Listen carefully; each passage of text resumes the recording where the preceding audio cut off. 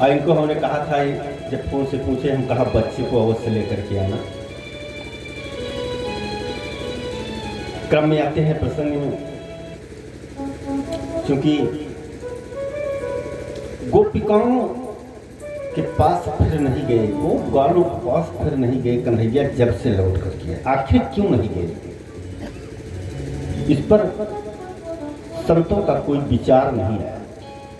केवल एक विचार आया कि ये गोप वाले जो है ना, ये सदैव सखत भाव रखते थे, हमेशा कबड्डी झाबर में पटक देते थे। तो संतों ने कहा कि यहाँ राज सिंहासन में सुधर्मा सभा में बैठे रहेंगे कि ग्वाल बाल आ जाएंगे, चलो कन्हैया कबड्डी खेलें। तो उनसे मित्रता तोड़ दिया, कभी नहीं गए। फिर जो है, फिर दोबारा कभी गए नहीं।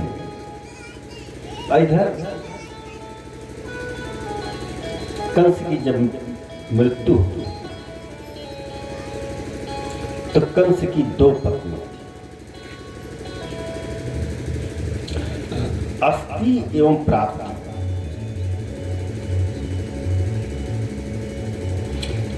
अस्थि प्राप्तिस्य कंसस्य महिष्य भारतर्षभ मृते भरतारि दुःखाति ईयतो अस्मात् पितुर्गृहान्। तो दोनों पत्नियां अस्थि प्राप्ति जो है अपने पिता जरासंध के पास चली गई, तो अपने वैधव्य होने का कारण बताया। कहा कि ऐसा है कि कृष्ण ने मेरे पतिदेव को मार दिया। जरासंध क्रोध से तिलमिला उठा, कहा कि ऐसा है कि जितनी यदुवंशी है मैं सबको मार दूंगा। 23 अक्षौहिणी सेना लेकर के वो आया। कृष्ण बलराम जो है टहल रहे थे, अचानक और मथुरापुरी में चारों तरफ घेर करके उत्पात करने लगा। जब खूब उत्पात करने लगा तो सूचना आई, तत्काल युद्ध का रथ आया, युद्ध की समस्त सामग्रियां आई और कृष्ण बलराम जो है युद्ध कर रहे हैं। अब बड़ा घनघोर युद्ध हुआ। युद्ध करते करते जरासंध की समस्त सेनाओं का उद्धार कर दिया और जरासंध को छोड़ दिया। बलराम ने कहा कि छोड़ दे रहा हूं, शत्रु को छोड़ना नहीं चाहिए। मौका मिल गया है, अगर मिला है तो उसको मार ही देना श्रेयस्कर है। कृष्ण ने कहा बात तो सही कह रहे हैं कि शत्रु को नहीं छोड़ना चाहिए, सत्य है, लेकिन मेरे अवतार का प्रयोजन क्या है मालूम है? कहा क्या? कहा जब जब रम का यहाँ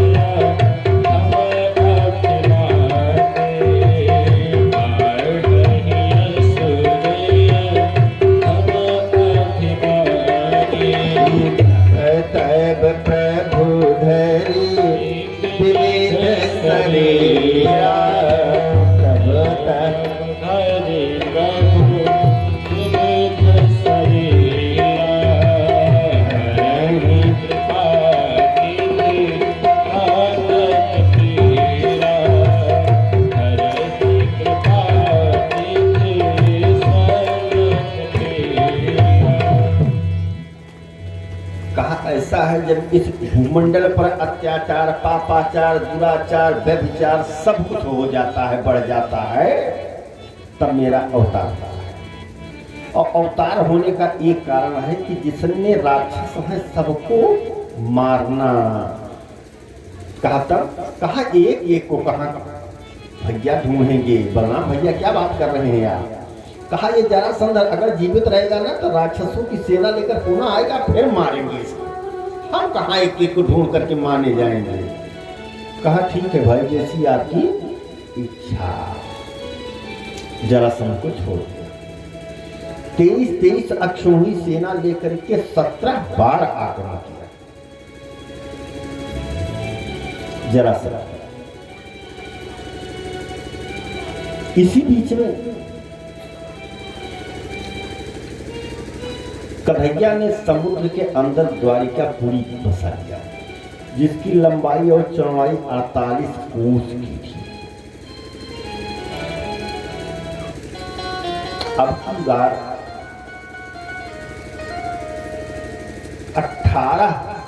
18वीं बार जो है पुनः लेकर के आता है। और वो लेकर के आ ही रहा है कि इतने में 3 करोड़ म्लेच्छों की सेना लेकर के काल यौन आ गया।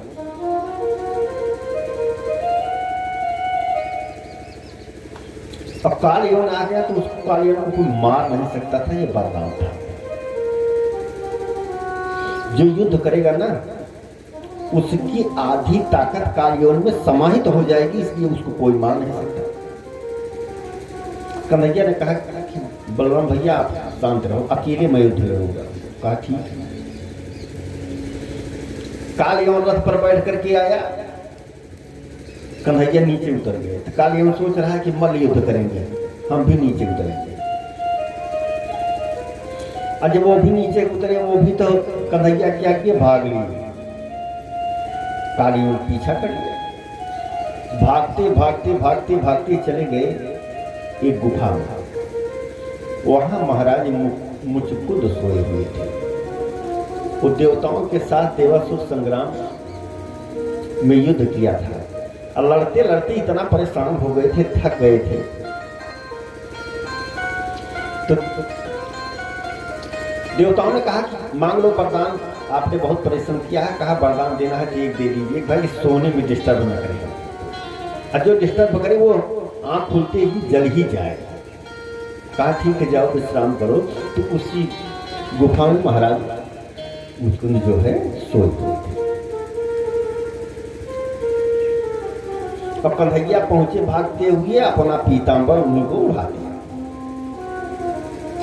अब दूसरी तरफ से निकल गए। काल यौन जो है दौड़ता हुआ आया, देखा का वो अभी तो भागते हुए आ रहे हैं, दम उखड़ी जा रही है। ऐसा पीतांबर ओढ़ करके सो गए हैं कि मानो खर्राटा लगाए हैं कि काफी दिन से सो रहे हैं। एक लात खींच करके मार दिया पांव। महाराज की आंखें खुली।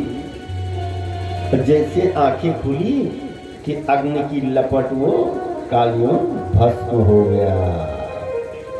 जब काल यौन भस्म हो गया, भस्म होने के बाद तुरंत कन्हैया आकर के चतुर्भुज रूप में दर्शन दिया। महाराज मुचकुंद ने पूछा कि आप कौन? बताया। कहा आपकी श्यामलता ही बता रही है कि आप श्रीमन नारायण विष्णु के अवतार हैं। प्रणाम किया।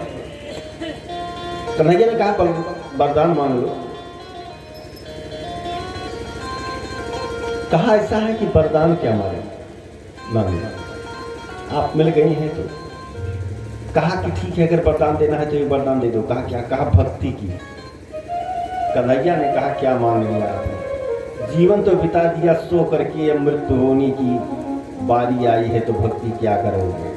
कहा ठीक है, भक्ति का वरदान दे दिया। और संतों की मान्यता है कि वही महाराज मुचकुंद इस कलयुग में नरसी नाम के भक्त हुए। ये संतों की मान्यता है, कहीं लिखा पढ़ा नहीं है कि कोई पूछे कि महाराज कहाँ लिखा है। वही नरसी भक्त हुए, ऐसी संतों की मान्यता है। और उसके बाद ये यहाँ चले आए तो बलराम भैया जो 3 करोड़ म्लेच्छों की सेना थी बलराम भैया का सबसे प्रमुख हथियार क्या था? हल एवं मूसल। हल से पकड़ते और मूसल से धमक देते, गोविंदाय नमो नमः। 3 करोड़ म्लेच्छों की सेना संहार कर दिया। कन्हैया ने कहा देखो ऐसे दैत्य रहेंगे ना तो हमारे अवतार लेने का जो हेतु है ना वो हेतु पूर्ण हो जाए। हेतु यही है ना कि राक्षसों का वध करने। देखो ऐसे 3-3 करोड़ आएंगे, सबको साफ करते जाएंगे। कहा ठीक है। अब की बार 18वीं बार जो है जरासंध को पंडित जी मिले। चला गया पंडित जी के पास, कभी ब्राह्मणों को नहीं मानता था। कहा महाराज जी, कहा कि दुनिया आपको पूछती है, हम तो सदैव आपको गाली देते रहे। कहा तो भाई पंडित जी ने कहा आप गाली देते रहे तो हम तो सुनते रहे ना, कभी आपसे तो विवाद नहीं किए क्योंकि हम सक्षम नहीं हैं। कहा ये बताओ कि सब मुहूर्त पूछते हैं, हम भी मुहूर्त पूछ रहे हैं आपसे। कहा क्या? कहा कि ये बताओ कि हमने ये संकल्प लिया है कृष्ण को मारने के लिए, कृष्ण से हमको विजय कैसे मिले ये बताइए। ब्राह्मणों ने कहा कि ये विजय तो हम दिला देंगे। कहा कैसे? कहा अनुष्ठान करेंगे आपके विजय के लिए। कहा अनुष्ठान करेंगे, अनुष्ठान में ये ताकत है? कहा बिल्कुल ये ताकत है अनुष्ठान में कि आपको विजय निश्चित मिल जाएगी, लेकिन भाई उसके लिए माल लगेगा, धन लगेगा। कहा धन जितना कहो उतना दे दे, उसके बाद विजय हो जाएगी ना तो मुंह मांगा दान देंगे। कहा जाओ। कहा कब? कहा अनुष्ठान हम कल से शुरू कर रहे हैं, जाइए आपकी विजय हो जाएगी। 18वीं बार चल दिए। और जब 18वीं बार चल दिए तो कृष्ण भगवान सोच रहे हैं कि हमने ब्राह्मणों का सदैव सम्मान किया, और अगर जरासंध को हम मार देते हैं, पराजित कर देते हैं तो ब्राह्मण का अपमान होगा। और ब्राह्मण का अपमान होगा तो हमारी कन्हैया की बेइज्जती होगी। कभी जीवन में हमने ब्राह्मणों का अपमान नहीं किया है। यही सोच रख करके कहा कि अब इसी की जीत हो जाए। अब बलराम भैया से कृष्ण भगवान कहने लगे, जब वो पुनः 23 अक्षौहिणी सेना लेकर के पहुंचा तो बलराम भैया ने कहा कि अरे वो देखो ना पूरे मथुरापुर को घेर लिया है, सब उत्पात मचा रहा है। कहा हाँ तो? अरे कहा कुछ करो। कहा क्या करें? लड़ते लड़ते ऊब गए जब से मेरा जन्म हुआ, अब चलने कहीं भाग चलें। कहा क्यों? कहा अगर पराजित हो जाएंगे तो बेइज्जती होगी। बलराम ने कहा चुप बैठो, 17 बार हारा हुआ है, वही तर्क वितर्क करते हो। हम तो नहीं भागेंगे, हम तो अकेले लड़ेंगे। कृष्ण भगवान ने कहा कि क्या बताएं, लड़ नहीं सकते। कहा क्यों? कहा एक समस्या जटिल है। कहा कौन सी समस्या? कहा कि अगर हम इससे विजय प्राप्त कर लेंगे तो ब्राह्मणों का अपमान हो जाएगा। मैं ब्राह्मणों का अपमान नहीं कर सकता हूं और सब कुछ कर सकता। कहा ठीक है। समस्त मथुरापुरी वासियों को धीरे धीरे भेज दिया द्वारिकापुर। अब स्वयं एवं कृष्ण एवं बलराम नीचे उतर आए रथ से। जरासंध भी सोच रहा है कि अब की बार युद्ध होगा, मलयुद्ध, अब की हम पहचानेंगे। अब जैसे नीचे उतरे वहीं बगल था प्रवर्षण पर्वत, उसी पर चढ़ गए। और उस पर चढ़ने के बाद उसी रास्ते से सीधा पहुंच गए द्वारिकापुरी। और जरासंध बहुत ढूंढा, नहीं मिले तो क्या किया कि पूरे प्रवर्षण पर्वत में आग लगवा दिया, जल गया। जरासंध बहुत प्रसन्न हुआ कि कृष्ण बलराम सब मर गए। और वहां आकर के ब्राह्मणों को बहुत दक्षिणा दिया, तब से ब्राह्मणों का परम भक्त हो गया। कहा वाह बहुत सुंदर। ऐसा है वास्तव में तंत्र मंत्र में शक्ति है, तब से ब्राह्मणों का परम भक्त हो गया और वो उसी रास्ते से पहुंच गए कृष्ण भगवान द्वारिकापुरी। अब जो है कथा रुक्मिणी विवाह की। आइए उस प्रसंग पर चलने से पहले बहुत राक्षसों का वध हो गया। जब से बैठे हैं आज सभी राक्षसों का एक बार भाव से भजन करते हैं। अब बढ़िया सुंदर भजन हमारे शुक्ला जी सुनाएंगे, हम 5 मिनट विश्राम करेंगे। जय ब्रज के नंदलाला से राधा जो के सावरिया, सब दुख दूर हुए तेरा नाम लिया।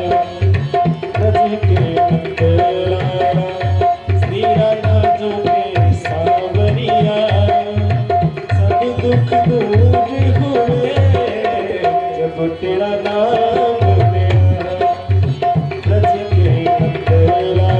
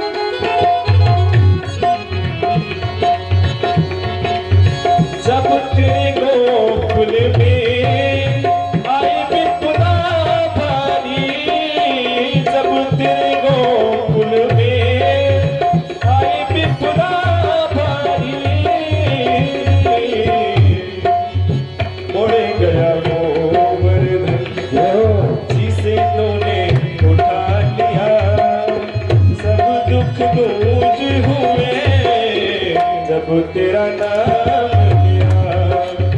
ब्रज के नंदलाला श्री राधा जो के सावरिया, सब दुख दूर हुए जब तेरा नाम लिया।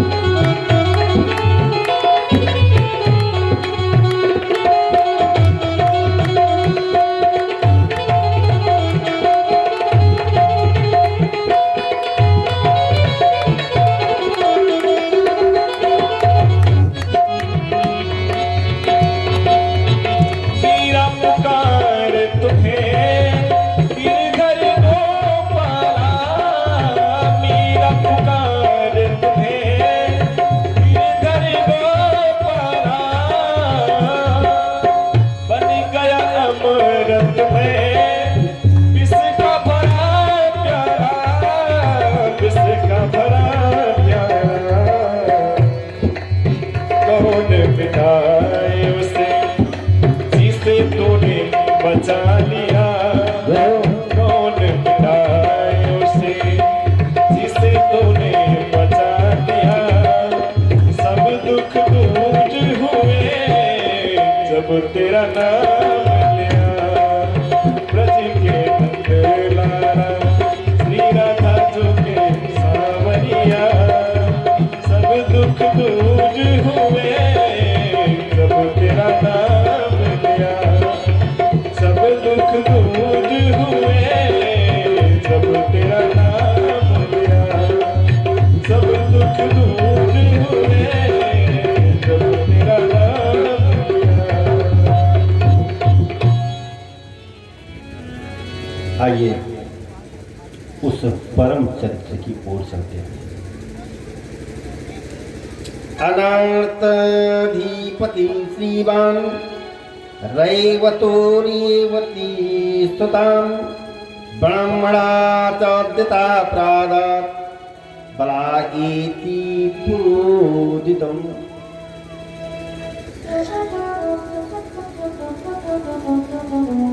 अनादपति रैवत की पुत्री से बड़े भैया बलराम का विवाह हुआ, जिसका नाम रेवती। अब राजा परीक्षित जो है सुखदेव स्वामी से प्रश्न कर रहे हैं कि महाराज जी बड़ा कौतूहल हो रहा है। कहा क्या? भगवान भीष्म सुताम रुक्मिणी रुचिनाननाम राक्षसेन विधानेन उपयेम इति श्रुतम। कहा महाराज कौतूहल यह हो रहा है कि श्री कृष्ण भगवान राक्षस विधि से कैसे महारानी रुक्मिणी से विवाह किया, जरा इसके बारे में विस्तार से बताइए। तब बताते हैं कि महाराज भीष्म के 5 पुत्र थी, 1 पुत्री थी। राजा भीष्म को नाम विदर्भाधिपतिर्महान् तस्य पंचाभवन पुत्रा कन्यका च पराननः। 5 पुत्र और 1 पुत्री।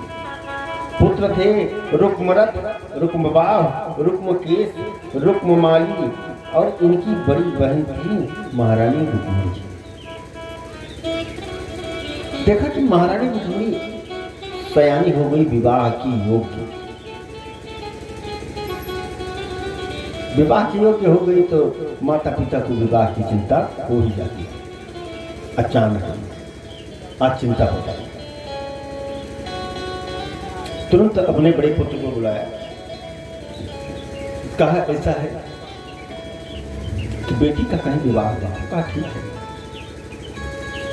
चले गए और दमघोष के पुत्र शिशुपाल के साथ बेटी का विवाह देखा।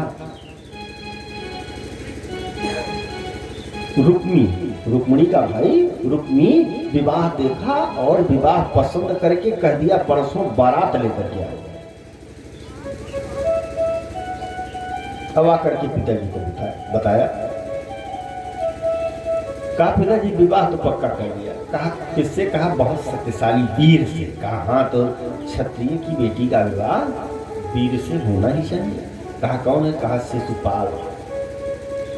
कहा वीर है? कहा बहुत अद्वितीय शक्ति है उसे। कहा कि ठीक है। इस बात को महारानी रुक्मिणी सुन रही। महारानी रुक्मिणी सुन रही थी और ये भी सुना कि परसों बारात आएगी। महारानी रुक्मिणी जो है चिंता करने लगी। अपनी माँ से जाकर के बोली, माँ पिताजी ने तो अब भैया ने विवाह तय कर लिया। कहा कहाँ?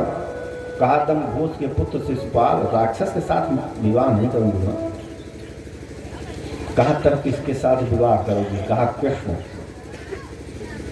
कहा कृष्ण को जानती हो? कहा नाम हमने सुना। कहा नाम कैसे सुना है? कहा नारद जी जब आते थे पिताजी से कृष्ण की गुण की इतनी प्रशंसा करते थे, इतनी प्रशंसा करते थे कि प्रशंसा करने मात्र से ही हमने संकल्प ले लिया कि विवाह मैं उन्हीं से करूंगी। माँ 100 वर्ष जन्म लेना पड़े लेकिन मैं विवाह उसी से करूंगी, इतना समझ लीजिए। मैं शिशुपाल वगैरह से विवाह नहीं करूंगा। कहा कि ठीक तो कैसे करें? कहा कि भाई कृष्ण अगर नहीं स्वीकार किए तो। कहा नहीं स्वीकार किए वो अलग की बात है, लेकिन उनके पास तक सूचना इसकी भेजी जाए। कहा ठीक है। तत्काल एक पंडित जी को बुलाया जिनका नाम था सुदेव। सुदेव पंडित जी आए। महाराज भीष्म की धर्मपत्नी का नाम था श्रीमती शुद्धमती, जथा नाम में तथा हुआ।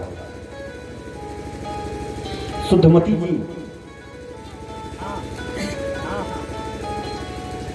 ने सुदेव नाम के ब्राह्मण को कहा कि देखो ये मेरी बेटिया है, आपकी बेटिया है, इसका संदेशा लेकर के जाओ, आज ही जाओ, इसलिए कि परसों तो बारात आएगा।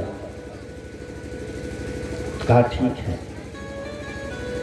पत्र लिखा महारानी रुक्मिणी ने भगवान श्री कृष्ण को, और पत्र लिखने के बाद ब्राह्मण के चरण पकड़ लिया। कहा अगर आज आप यही काम कर दिए तो मैं ये वादा करती हूं कि ब्राह्मण कभी दरिद्र नहीं होगा। मेरा ये काम करो। पंडित जी ने कहा कि भाई हम प्रयास कर रहे हैं, भक्तजन परिश्रम, भगवत कृपा हो जाए, हम प्रयास करेंगे। लिए चल दिए निमंत्रण पत्र। अब न तो पिता को पता है न भाई को कि कहाँ निमंत्रण जा रहा है। माता एवं पुत्री को ये जानकारी है कि निमंत्रण क्या, प्रेम पत्र जा रहा है। पहुंच गए कृष्ण के पास द्वारिकापुरी। अब द्वारिकापुरी जैसे पहुंचे, कृष्ण भगवान ने क्या किया कि सबसे पहले ब्राह्मण का चरण धोया, चरणोदक किया, अपने भवनों में छिड़काव किया। छिड़काव करने के बाद कहा महाराज कहाँ से आए हैं आप, अब आप बताइए। कहा हम राजा भीष्म के यहाँ से आए हैं। कहा कि प्रयोजन निकाल करके पत्र दे दिया और हाथ जोड़ लिए। कहा महाराज यह पत्र आप स्वीकार करें। कहा रखो तो बता रहा हूं। कहा महाराज आप ले तो पत्र। कहा नहीं आप लीजिए, क्या है इस पत्र में। बताया महाराज भीष्म की पुत्री रुक्मिणी, उसकी परसों बारात आ रही है, शिशुपाल के साथ विवाह होना तय, और वो प्रेम विवाह आपसे करना चाहती है। कहा ठीक है। तो कहा पत्र में क्या लिखा है। कहा कि यही लिखा है। तो कहा पढ़ो पंडित जी। कहा महाराज ये आपका प्रेम पत्र है, हम कैसे पढ़ेंगे। कहा ओ आज तक अपना कोई रहस्य हमने ब्राह्मणों